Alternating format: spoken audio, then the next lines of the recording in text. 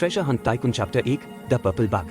Flagstaff दक्षिण पश्चिमी संयुक्त राज्य अमेरिका का एक छोटा सा शहर था। यह उत्तरी एरिज़ोना में कोलोराडो पठार के किनारे पर स्थित था। लास वेगास शहर फ्लैगस्टाफ के पश्चिम में ज्यादा दूर नहीं था, जबकि प्रसिद्ध ग्रैंड कैन्यन पूर्व में पास ही था। अधिकांश चीनी लोग संभवतः संयुक्त राज्य अमेरिका के कई हिस्सों से अच्छी तरह परिचित थे, एरिज़ोना, ग्रैंड कैनियन और लास वेगास, लेकिन बहुत कम लोग फ्लैगस्टाफ के बारे में जानते थे, जो लास वेगास और ग्रैंड कैनियन के बीच स्थित शहर है। आधे साल पहले लीडू ज्यादातर चीनी लोगों की तरह था और उसने फ्लैगस्टाफ के बारे में कुछ नहीं सुना था। पढ़ाई के लिए वहां जाने पर यह बात बदल गई। फ्लैगस्टाफ न तो चीन में और न ही अमेरिका में प्रसिद्ध था, लेकिन वहां कई अच्छे विश्वविद्यालय थे, जैसे कि उत्तरी एरिज़ोना विश्वविद्यालय और फ्लैगस्टाफ में कॉलेज अमेरिका। जिस स्कूल में लीडू पढ़ने आई थी, उसका नाम नेशनल कॉलेज एट फ्लैगस्टाफ था। स्कूल का नाम कॉलेज अमेरिका इन फ्लैगस्टाफ से बस एक शब्द ही अलग था, लेकिन शिक्षा का स्तर बहुत अलग था। फ्लैगस्टाफ स्थित कॉलेज अमेरिका का एक संबद्ध परिसर था, जिसकी निजी वित्त पोषित विश्वविद्यालय के रूप में अच्छी प्रतिष्ठा थी तथा यह स्नातक और स्नातकोत्तर पाठ्यक्रम प्रदान करता था। फ्लैगस्टाफ स्थित नेशनल कॉलेज के बारे में क्या? यह वास्तव में एक डिप्लोमा मिल थी, जहां लीडू को अपनी मास्टर डिग्री के लिए धोखे से दाखिला दिलाया गया था। पहले सेमेस्टर की ट्यूशन फीस चुकाए बमुश्किल 6 महीने ही हुए थे कि स्कूल को एक जांच के लिए बंद कर दिया गया। तब तक स्कूल के बोर्ड सदस्य और प्रवेश कार्यालय के कर्मचारी बहुत पहले ही जा चुके थे और अपने पीछे कुछ विदेशी छात्रों को छोड़ गए थे, जिन्हें पुलिस ने परिसर से बाहर खदेड़ दिया था।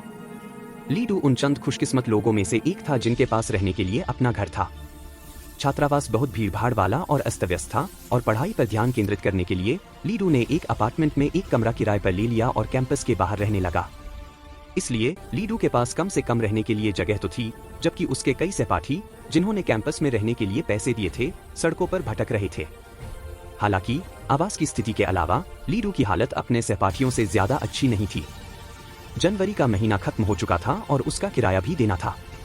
अगर वह समय पर किराया नहीं चुका पाता तो उसे सड़कों पर अपनी किस्मत को स्वीकार करना पड़ता। समस्या यह थी कि उसके पास पैसे नहीं थे। अगर वह अभी भी विदेश में पढ़ रहा होता तो वह चीन में अपने दोस्तों और परिवार से कुछ पैसे उधार ले सकता था। लेकिन अब चूंकि जांच के कारण स्कूल बंद हो गया था, इसलिए मास्टर डिग्री लेने की उसकी योजना धरी की धरी रह गई और उसे अपने माता पिता से पैसे मांगने में भी शर्म आ रही थी। वह अपने दोस्तों से भी पैसे उधार नहीं ले सकता था। नहीं, लीडू का अहंकार उसे ऐसा करने से रोक रहा था। जैसे ही वह चेहरे पर शिकन लिए छोटे से घर के सामने बैठा, उसके पीछे लगे चीड़ के दरवाजे एक गोरी लड़की ने धक्का देकर खोल दिए। अरे ली, तुम यहाँ हो। यह लड़की उसकी मकान मालकिन हन्ना फॉक्स थी। यह घर हन्ना और उसके भाई हंस फॉक्स दोनों का था। उन्हें यह उनके माता पिता से विरासत में मिला था, जिनकी एक कार दुर्घटना में मृत्यु हो गई थी। हंस हमेशा दावा करता था कि वह बड़े व्यवसाय में व्यस्त है और कभी कभार ही वापस आता है, इसलिए हन्ना ने कुछ अतिरिक्त आय के लिए खुले कमरे को किराए पर दे दिया। उसका अभिवादन सुनकर लीडू उठ खड़ा हुआ और बोला, ओह हाँ हन्ना, क्या बात है? लड़की ने मुस्कुराते हुए कंधे उचका दिए, जिससे उसके खूबसूरत चेहरे पर एक गड्ढा सा उभर आया। मैं अभी अभी फ्रिज साफ कर रही थी और मुझे बियर की ये बोतलें मिली। ये जरूर हंस ने छोड़ी होंगी। मुझे याद आया कि तुम्हें गेहूं की बियर पसंद है, तो इसे खत्म करने के बारे में क्या ख्याल है? उसके हाथों में आधा दर्जन बियर की बोतलें थीं, जो सामान्य कार्डबोर्ड पैकेजिंग में थीं, तथा एक तरफ बडवाइजर का लोगो लगा हुआ था। लीडू की नजर बियर पर पड़ी और उसने मुस्कुराते हुए हन्ना को जवाब दिया। अपार्टमेंट में बस एक छोटा सा फ्रिज था, जिसका वह रोजाना इस्तेमाल करता था और उसमें पहले कभी बियर नहीं रखी गई थी। इसके अलावा शराब के प्रति हंस के जुनून को देखते हुए, अगर फ्रिज में बियर भी हो तो कुछ भी नहीं बचेगा। ज्यादातर अंदाजा यही था कि हन्ना ने लीडू को खुश करने के लिए यह बियर मंगवाई होगी। जांच के लिए स्कूल बंद होने के बाद से हन्ना ने कई बार उसे दिलासा देने की कोशिश की थी। लीडू उसकी दयालुता से बहुत प्रभावित हुआ था। एकमात्र बात यह थी कि हन्ना की सांत्वना बहुत सरल थी, या तो वह उसे कुछ प्रेरणादायक पुस्तकें दे देती या फिर उसे बियर पिला देती। इस अमेरिकी लड़की ने पहले चीनी संस्कृति के बारे में, या यूं कहें कि इस कहावत के बारे में थोड़ा बहुत सीखा था कि एक रात शराब पीने से हजारों चिंताएं दूर हो जाती हैं। इस कहावत से वह इस नतीजे पर पहुंची कि चीनी लोग एक रात शराब पीने के बाद अपनी सारी चिंताएं भूल जाते हैं। इसीलिए जब उसे लगता था कि लीडू परेशान है, तो वह उसके लिए बियर खरीद लाती थी। लीडू ने बियर स्वीकार कर ली, क्योंकि वह जानता था कि अमेरिकी संस्कृति में कुछ ऐसे उपहार होते हैं जिन्हें अस्वीकार नहीं किया जा सकता, अन्यथा यह दोस्ती से इनकार करने का संकेत होगा। लीडू हन्ना के साथ अपनी दोस्ती को सचमुच संजोए हुए था और वह जानता था कि एक दिन उसे हन्ना की सारी दयालुता का बदला चुकाना होगा। लीडू ने बियर का 6 पैक ले लिया तो हन्ना मुस्कुराई और चली गई। जाते जाते उसने कहा, जिंदगी में बहुत सारी परेशानियां हैं, फिर भी यह खूबसूरत है। यह बात कुछ बार दोहराने के बाद लीडू ने बियर की बोतल उठाई। जैसे ही उसने बोतल निकाली, डिब्बा पलट गया और उसमें से एक एम्बर जैसा क्रिस्टल नीचे गिर गया। वह जमीन पर गिरा और गिरते ही उसमें से एक दरार आ गई। यह क्रिस्टल लगभग उसके अंगूठे के आकार का था और जब यह जमीन पर जोर से गिरा तो इसकी सतह पर कुछ दरारें दिखाई देने लगी। लीडू को यह एम्बर का टुकड़ा इसलिए लगा क्योंकि क्रिस्टल पीले रंग का था और उसके अंदर एक छोटा सा जीव था। पहली नजर में यह क्रिस्टल छठी कक्षा में देखे गए एम्बर जैसा ही लग रहा था। जैसे ही उसे अपने अतीत की याद आई, लीडू को याद आया कि उसके शिक्षक ने कहा था कि छोटे छोटे कीड़ों से भरे एम्बर के टुकड़े बहुत कीमती होते हैं। बदकिस्मती से यह एम्बर पहले ही खराब हो चुका था। कितने अफसोस की बात है। उसने सोचा कि इसकी कीमत शायद उसके 2 महीने के रहने के खर्च के बराबर होगी। क्रिस्टल जमीन पर काफी जोर से गिरा था और जब उसने उसे उठाया तो वह टूटकर गिर गया और उसके अंदर का बैंगनी कीड़ा दिखाई दिया। यह कीड़ा टिड्डे जैसा आकार का था, लगभग 2 सेंटीमीटर लंबा। इसका बाहरी रूप विचित्र था और इसकी आंखें भी टिड्डे जैसी ही थीं। इसके केवल 2 पैर थे जिनके पेट के नीचे अजीब से निशान थे और पीठ पर कोई पंख नहीं था। यह काफी भद्दा लग रहा था। चूंकि लीडू ने इस तरह का कीड़ा पहले कभी नहीं देखा था, इसलिए उसने उसे बेहतर ढंग से देखने के लिए उठा लिया। ठीक इसी समय कुछ अविश्वसनीय घटित हुआ। कीड़े के पंजे फड़फड़ाए और ऐसा प्रतीत हुआ कि जैसे उसकी शक्ति पुनः लौट आई हो तथा वह उसकी उंगलियों से मुक्त होने के लिए संघर्ष कर रहा हो।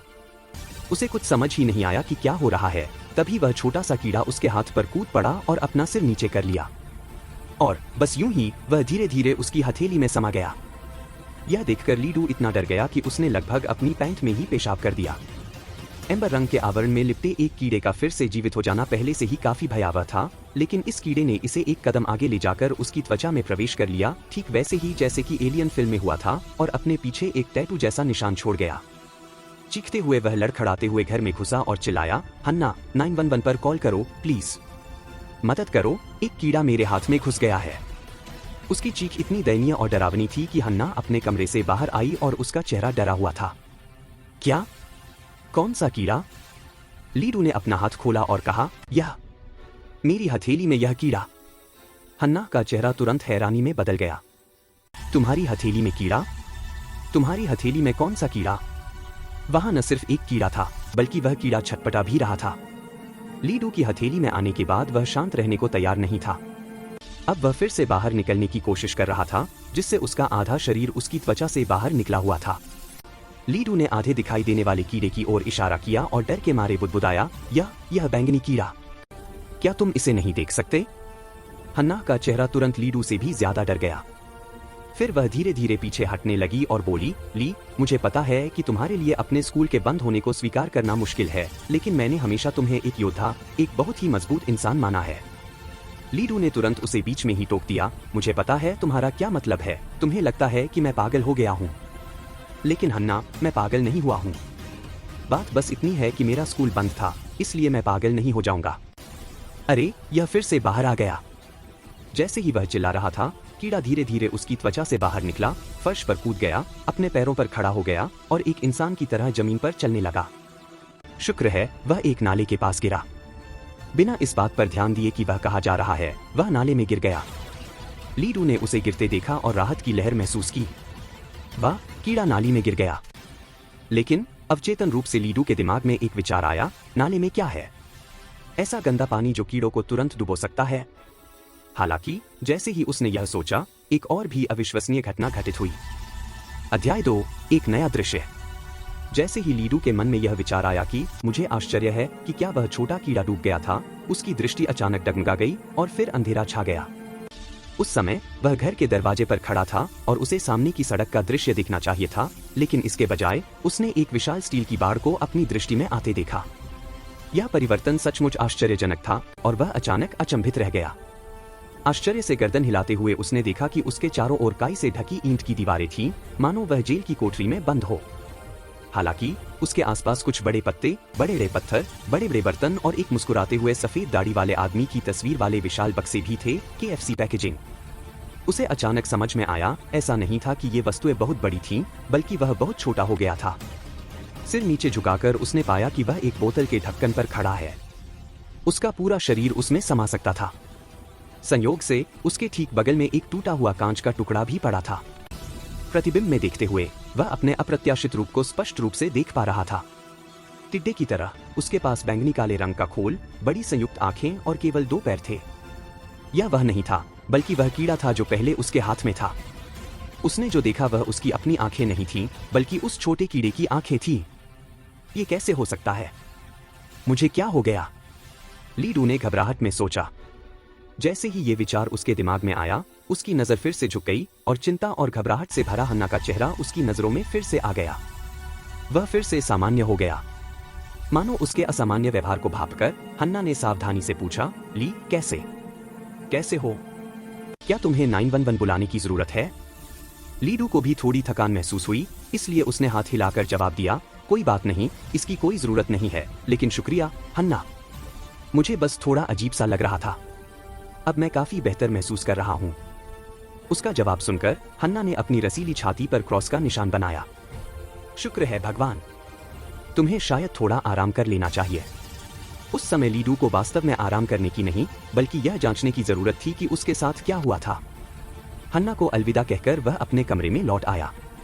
पहले की तरह उसने उस छोटे कीड़े की आंखों का इस्तेमाल करने की कल्पना की और तुरंत ही नाले का दृश्य फिर से उसकी आंखों के सामने आ गया। और जैसे ही उन्होंने अपने दृष्टिकोण पर लौटने के बारे में सोचा, उनकी दृष्टि फिर से बदल गई और वे अपने कमरे की दीवारों पर NBA के पोस्टर देख सकते थे। अपना दृष्टिकोण बदलने के लगातार 2 सफल प्रयासों के बाद लीडू को समझ में आने लगा कि क्या हुआ था। यह छोटा सा कीड़ा जैसा जीव असल में उस अंबर जैसे क्रिस्टल में बंद था जिसे उसने नष्ट कर दिया था। उसने गलती से क्रिस्टल को तोड़ दिया था और छोटा कीड़ा आजाद हो गया था। फिर वह उसके हाथ में आ गया और उसके साथ अपनी दृष्टि साझा करने लगा। दूसरे शब्दों में कहें तो उसे अपने शरीर के बाहर एक और जोड़ी आंखें मिल गई थी। रहस्यमय बात यह थी कि ऐसा लग रहा था कि उसके अलावा कोई भी इस कीड़े को नहीं देख सकता था। कुछ और प्रयोगों के बाद उन्होंने पाया कि न केवल वे कीड़े को आंखों के एक और सेट के रूप में उपयोग कर सकते हैं, बल्कि वे इसके शरीर को भी नियंत्रित कर सकते हैं, जैसे कि उन्होंने एक कीट अवतार प्राप्त कर लिया हो। इन प्रयोगों के दौरान उन्होंने देखा कि नाली में 4 या 5 $1 के सिक्के थे। फिर वह गया और नाली की जाली खोली। उसके सामने बिल्कुल वही चीज दिखाई दी जो उसने पहले कीड़े की आंखों से देखी थी। बोतल के ढक्कन, KFC के डिब्बे और खाने के बर्तनों के ऊपर एक छोटा सा कीड़ा था। फिर उसने कचरा हटाया और उसके नीचे दबे 5 $1 के सिक्के पाए। उन सिक्कों को पकड़े हुए लीडू ने एक हल्की सी मुस्कान दी। इस समय उसे लगा कि यह छोटा सा कीड़ा बहुत काम का है। वह कीड़े को देखकर नाली से खोए हुए सिक्के इकट्ठा करके अपनी कमाई का जरिया बना सकता है और उसी से गुजारा कर सकता है।